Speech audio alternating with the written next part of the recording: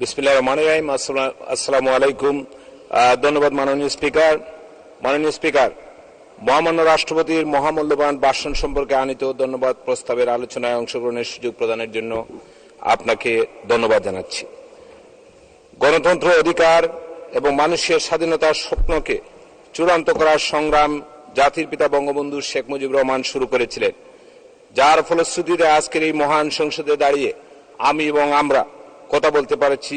তাই আমি সশ্রদ্ধ চিত্তে স্মরণ করছি বাঙালি জাতির মহানায়ক, বাঙালি জাতির রাখাল রাজা, জাতির শ্রেষ্ঠ, জাতির জনক বঙ্গবন্ধু শেখ মুজিবুর রহমানকে স্মরণ করছি। বঙ্গমাতা বেগম ফজিলাতুন্নেসা মুজিব 1975-এর 15 আগস্টে কালো রাতে বঙ্গবন্ধু পরিবারের যারা শহীদ হয়েছিলেন, 30 লক্ষ শহীদ হন, 2 লক্ষ সম্ভ্রমারা মা বোনদেরকে বিশেষ করে স্মরণ করছি। আমার নির্বাচনী এলাকায় যে সকল আওয়ামী লীগের নেতাকর্মীরা মারা গিয়েছেন তাদের প্রতি।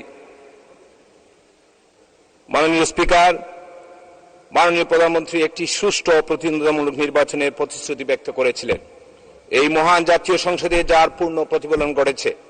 গণতন্ত্রের সৌন্দর্য, বৈচিত্র্য, গণমানুষের আকাঙ্ক্ষা বিবেচনায় মাননীয় প্রধানমন্ত্রী ক্রিকেট থেকে চলচ্চিত্র তারকা, বিশ্ববিদ্যালয়ের শিক্ষক, চিকিৎসকদের মনোনয়ন দিয়ে সুযোগ দিয়েছেন ভোটের মাঠে নিজেদের যোগ্যতা, দক্ষতা বিচার করার জন্য এবং জনসম্পৃক্ততা যাচাই করার জন্য।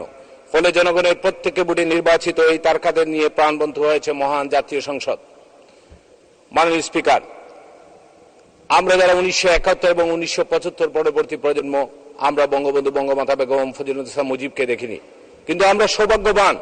বঙ্গবন্ধু রক্ত যার ধমনীতে বহিত, বঙ্গবন্ধু কন্যা মাননীয় প্রধানমন্ত্রী জননেত্রী শেখ হাসিনার পাশে থেকে এবং মাননীয় প্রধানমন্ত্রী আমাদের মতো তৃণমূলের নেতা কর্মীদেরকে নমিনেশন দিয়েছিলেন বলেই আমরা আজকে বঙ্গবন্ধু কন্যা মাননীয় প্রধানমন্ত্রী জননেত্রী শেখ হাসিনার কাছে থেকে এই সংসদে দাঁড়িয়ে আমরা বক্তব্য রাখার সুযোগ পেয়েছি।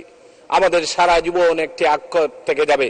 1975-এর 15 আগস্টে আমরা যদি বঙ্গবন্ধুকে হারাতাম না, আমরা হয়তো এই মহান জাতীয় সংসদে আমরা বঙ্গবন্ধুকে দেখতে পেতাম। মাননীয় প্রধানমন্ত্রী, মাননীয় স্পিকার, আজকে সকালে ব্রিটিশ প্রধানমন্ত্রী ঋষি সুনাক একটি চিঠি দিয়েছেন বঙ্গবন্ধু কন্যা মাননীয় প্রধানমন্ত্রীকে। চিঠিতে ঋষি সুনাক তার চিঠিতে বলেছেন যে বাংলাদেশ ও যুক্তরাজ্যের মধ্যে অর্থনৈতিক ও নিরাপত্তা অংশীদারিত্ব জোরদার করতে ও স্বল্পোন্নত দেশের স্ট্যাটাস থেকে বাংলাদেশের উত্তরণে সহায়তা করার প্রতিশ্রুতি ব্যক্ত করেছেন ঋষি সুনাক। ইতিমধ্যে আমেরিকার প্রেসিডেন্ট জো বাইডেন চিঠি লিখেছেন। গালফ নিজে একটি প্রবন্ধ চেপেছে যে বাংলাদেশে মাননীয় প্রধানমন্ত্রীর নেতৃত্বে যে নির্বাচন, একটি অবাধ, সুষ্ঠু, নিরপেক্ষ নির্বাচন হয়েছে, একটি অংশগ্রহণমূলক নির্বাচন হয়েছে, সেই নির্বাচন এবং মাননীয় প্রধানমন্ত্রীর নেতৃত্বের প্রশংসা করে গালফ নিজে একটি প্রবন্ধ লিখেছে। আজকে ওয়াশিংটন ভিত্তিক নীতি গবেষণা প্রতিষ্ঠান উইলসন সেন্টারের দক্ষিণ এশিয়া ইনস্টিটিউটের পরিচালক মাইকেল কোপেনম্যান বলেছেন যে আমেরিকান নির্বাচন নিয়ে যুক্তরাষ্ট্রের যে ব্যর্থতার পরিচয় দিয়েছে সেটি বলেছেন কোন্সম্যান।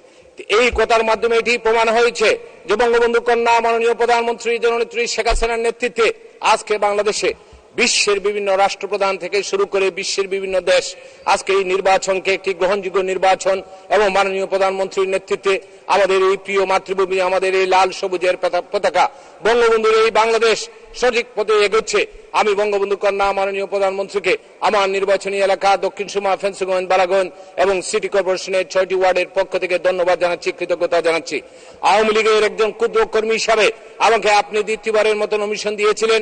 জনগণ আমাকে এই নির্বাচনে স্বতঃস্ফূর্তভাবে ভোট দিয়েছে। গত উপনির্বাচনে যেভাবে ভোট দিয়েছে, এই নির্বাচনে ঠিক একইভাবে ভোট দিয়েছে।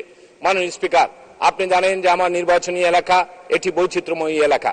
ফেন্সিগঞ্জ একটি পর্যটন এলাকা। এখানে আমাদের পাহাড় আছে, আমাদের চা বাগান আছে এবং এশিয়ার সর্ববৃহৎ হাকালুকের হাওর আছে। এই ফেন্সিগঞ্জ এলাকাকে একটি পর্যটক এলাকায় পরিণত করার জন্য এবং ঘোষণা দেওয়ার জন্য মাননীয় স্পিকারের মাধ্যমে আজকে আমি এই মহান জাতীয় সংসদে অনুরোধ করছি। একইভাবে আমার নির্বাচনী এলাকা দক্ষিণ সুরমা একটি প্রবাসী অধ্যুষিত এলাকা। আমাদের প্রবাসীদের জন্য আমি গত সংসদে বলেছিলাম যে আমাদের একটি ইপিজেড, মাননীয় স্পিকার 2 মিনিট, একটি ইপিজেড আমাদের দক্ষিণ সুরমা করার জন্য আমার নির্বাচনী এলাকা বালাগঞ্জ একটি কৃষি প্রধান এলাকা। বালাগঞ্জে আমাদের দীর্ঘদিনের দাবি যে আমাদের একটি কৃষি শিল্প গড়ে তোলার প্রয়োজন। এখানে আমাদের কৃষকরা ধান উৎপাদন করেন, সবজি উৎপাদন করেন, কিন্তু আমাদের কোনো রপ্তানি প্রক্রিয়াজাত অঞ্চল নেই। এখানে 2 মিনিট বলবেন। জি,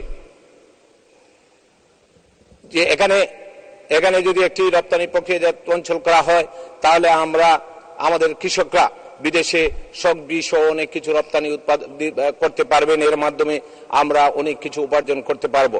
আমি মাননীয় স্পিকার, আমি বঙ্গবন্ধু কন্যা মাননীয় প্রধানমন্ত্রী জননেত্রী শেখ হাসিনাকে ধন্যবাদ, কৃতজ্ঞতা জানাচ্ছি যে আমাদের সিলেটে আজকে আমাদের যে সিলেটের যে আন্তর্জাতিক বিমানবন্দর, সেই বিমানবন্দরে প্রায় 3200 কোটি টাকা খরচ করে এই বিমানবন্দরকে নতুন টার্মিনাল আমাদেরকে দিচ্ছেন, বিমানবন্দর আধুনিকায়ন করে দিয়েছেন। এর আগে আমাদেরকে রেল স্টেশন করে দিয়েছেন। ঢাকা সিলেট 6 লেন, এটি তামাবিল পর্যন্ত যাচ্ছে। এবং আমাদের সিলেটে যে উন্নয়ন বঙ্গবন্ধু কন্যা মাননীয় প্রধানমন্ত্রী করে দিয়েছেন। মাননীয় স্পিকার, আপনি জানেন যে বঙ্গবন্ধুর 2 কন্যার সাথে সিলেটের মানুষের আত্মার সম্পর্ক। আজকে এই সম্মান জাতীয় সংসদে দাঁড়িয়ে বঙ্গবন্ধু কন্যা মাননীয় প্রধানমন্ত্রীর পাশাপাশি বঙ্গবন্ধুর আরেক গর্বিত কন্যা আমাদের শ্রদ্ধেয় শেখ রাহানা আপাকে অভিনন্দন জানাই। বঙ্গবন্ধু কন্যা মাননীয় প্রধানমন্ত্রী শেখ হাসিনার পাশে থেকে আমাদের শ্রদ্ধেয় শেখ রাহানা আপা সবসময় সহযোগিতা করেন এবং সিলেটের মানুষকে সবসময় সহযোগিতা করেন। বঙ্গবন্ধু যেভাবে সিলেটের মানুষকে আগলে রাখতেন, বঙ্গবন্ধু কন্যা মাননীয় প্রধানমন্ত্রী জননেত্রী শেখ হাসিনা আমাদের সিলেটের মানুষকে আগলে রাখেন, আমাদের সিলেটের আওয়ামী লীগের নেতাকর্মীকে সবসময় আগলে রাখেন। মহান জাতীয় সংসদে আমাকে এই সুযোগ দেওয়ার জন্য মাননীয় স্পিকার, আপনাকে ধন্যবাদ জানিয়ে আমি আমার বক্তব্য এখানে শেষ করছি। জয় বাংলা, জয় বঙ্গবন্ধু।